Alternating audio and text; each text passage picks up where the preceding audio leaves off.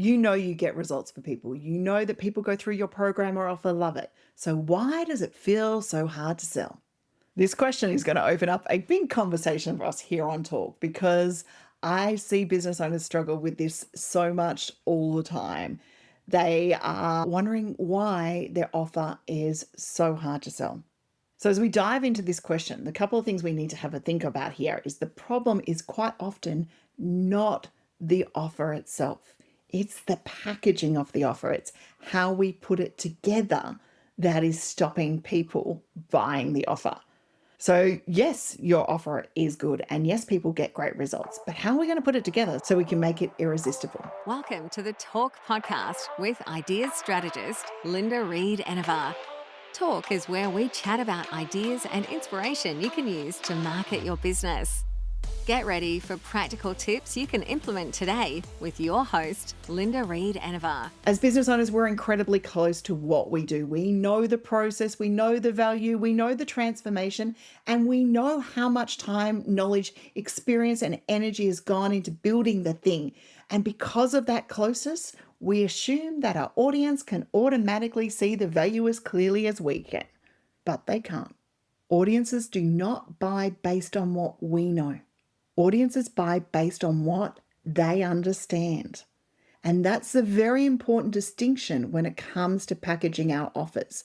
If someone lands on your sales page, hears you speak on a podcast, sees your workshop offer, or comes across your course and they cannot quickly understand who it is for, what problem it solves, and what outcome it helps, then hesitation starts to happen because they can't see what's in it for them. And hesitation in marketing often comes from confusion. The biggest mistake we see here when people are packaging together offers is business owners are trying to communicate everything all at once. They're trying to explain every feature, every inclusion, every possible outcome, every bonus, every idea, every pathway, every layer, because they're trying to prove the value of the offer. And what happens is that instead, the audience becomes overwhelmed. We have a confused mind. And when someone is already overwhelmed in business or life and they come across an offer that feels overwhelming and complicated or difficult to navigate, the brain starts looking for an exit point rather than looking for a decision point. So that's what we have to do with our offers. We have to give them a decision point. This is why clarity matters so much in packaging our offer. Clarity reduces friction. Clarity helps people identify quickly if they're ready and if they're in the right place. Clarity helps people emotionally connect with the transformation that your package or your service is going to offer. So one of the exercises I get people to do when we're reviewing their offers is surprisingly simple, but it tells me very quickly whether or not the offer positioning is clear. I ask them to explain their offer without using any industry language or jargon, any expert language or complicated terminology. I want you to keep it simple and explain it to me basically. That exercise becomes very revealing very quickly because people start saying things like it's a transformational ecosystem, which I say about my marketing tree method, but for visibility and optimization, or it's a holistic framework designed to elevate strategic growth. And then I stop them and ask, but what does that actually mean for the customer? So the things when we talk about the marketing tree method being an ecosystem, we're talking about it empowers your audience to choose you. Customers are not looking for an ecosystem. Customers are searching for relief, for clarity, for momentum, for confidence, for support, for simplicity, structure, and outcomes. Your audience, well, no matter what they are buying, is trying to solve a problem. And that means your offer needs to clearly connect with the problem they're experiencing to the outcome that they are hoping, they're wanting, and they're wishing for. One of the first things I want you to do after you finish listening to this episode is sit down and answer 3 very important questions about your offer. What problem does this solve? And if it solves multiples, write them all down on Post-it notes and put them down. Who is it specifically for? Once again, more people, write them down, put them in columns. What changes after somebody completes this offer, works with you or experiences this project or buys this product? And I really want you to spend time with those questions because many business owners answer them too broadly. Keep drilling down. They'll answer things like, this helps people grow their business. That's too broad because everyone wants to grow their business. How does it help them grow their business? What part of their business does it help them grow? What kind of business owner? What stage are they at? What results are they specifically moving towards? The clearer you become, the easier it becomes for your audience to recognize themselves inside the offer. Now, the next thing we might need to talk about is the difference between features and transformation. Business owners often lead with features. We get it, you know what they are, because features feel tangible. Features are something you can grab at. 6 modules, 12 coaching calls, downloadable workbooks, private community access, templates, bonuses, weekly Q&A sessions. And while they're important on the landing page, they aren't the transformation. Features alone do not create an emotional connection. Transformation creates that emotional connection because people buy when they want something to change. They want more clarity. They want more confidence. They want more time, more structure, more revenue, better systems, stronger visibility, less overwhelm. See, these are words of transformation. The transformation is the thing that people will emotionally connect to first, not the features. This is why messaging needs to bridge the gap between what's included and what actually changes for them. For example, you get weekly accountability calls. Okay, we're being accountable, but what else happens in there? That explains the feature. But if we put it this way, you have support while implementing, so you stop falling into the cycle of starting and stopping every few weeks. That explains the transformation. Weekly accountability calls with that explanation. That attaches it to the feature. One tells the client what they receive, the other tells them why it matters. And it becomes more important when we look at course creators and service providers who overload their offer because they think more content automatically creates more value. I see this so often. I'll add more videos, more downloads, more templates. I'll give them everything because if I give them everything, they're going to buy it. More access, more portals, more complexity because they want to make their offering feel bigger. And trust me, I did that. I did it with my first course. Bigger is not always better. Sometimes bigger simply feels heavier and the audience is not ready for the bigger. They're already exhausted. We want to simplify it down. So in my case, I took that big course and I broke it into smaller chunks. I broke it into achievable chunks and achievable wins and transformations that they could do with clearer implementations because our audience, when we're teaching, needs support. They need prioritization and they need pathways.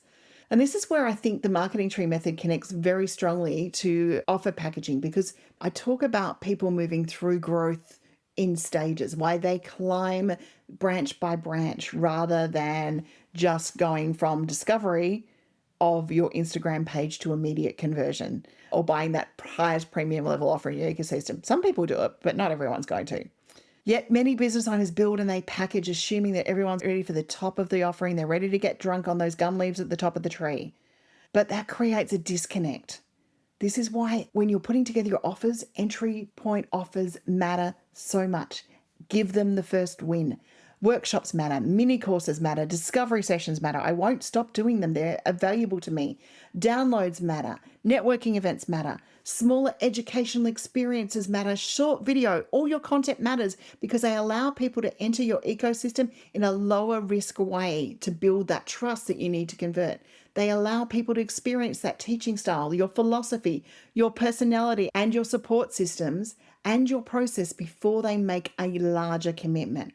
And you want people to go through that journey and you want them to do that because that process builds confidence. And confidence is one of the most overlooked things when it comes to offer packaging because we're looking at the features. People are not only buying the outcome, they are buying the belief in their ability to achieve the outcome with your product or service. This is where social proof comes in. This is where testimonials matter. And while telling the story about your journey and how this product and the examples matter. People need to see evidence because evidence allows their brain to go, yep, I can do that too. They like to see that people like them can succeed within the process. Packaging is not just about the sales page. Packaging is about the entire experience.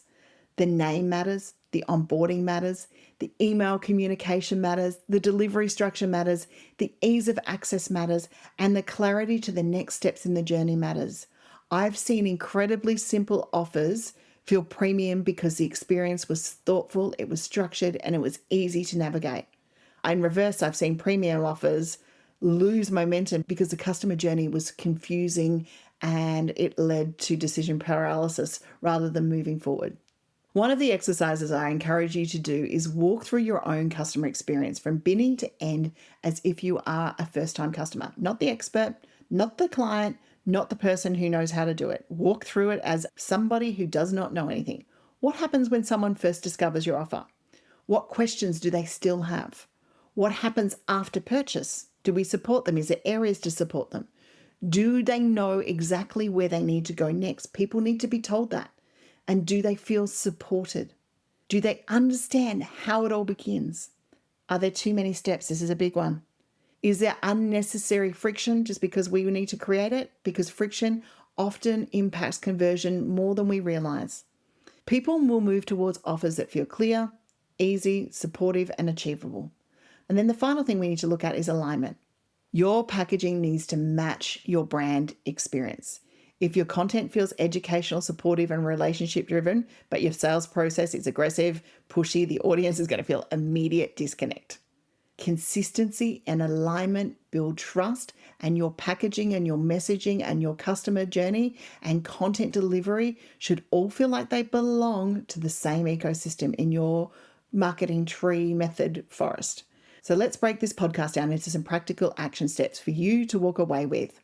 Simplify the way you explain your offer. Make it easier for someone outside your industry to understand what it does and who it helps. Focus more heavily on the transformation than the features when you're packaging your offer, you're writing those posts, and explain why the inclusions matter, not just what they are. Review whether your offer feels overwhelming. Ask yourself whether you're creating pathways or piles of information. I like to say, is it there for the sake of it or because it actually helps someone? Create stronger entry points into your ecosystem so that it allows audiences to begin with you with something smaller before they move to the big offers. We climb, we eat, we climb, we eat. That's what the koala does. That's what our marketing ecosystem needs to do here. Then review that customer experience attached to your offer from beginning to end and identify where the confusion or friction may exist. And if you've got people in your team, get them to do that too. And then finally, make sure your experiences align with your brand. Make sure that sales process creates trust, our marketing process creates trust, and then their offering and delivery creates trust, because an irresistible offer is not built through hype alone. It's built through the clarity, the confidence, the structure, and the connection of customer understanding. When people clearly see how your offer supports them, they understand where they fit, and they believe they can achieve the outcome, the decision to move forward for them becomes significantly easier.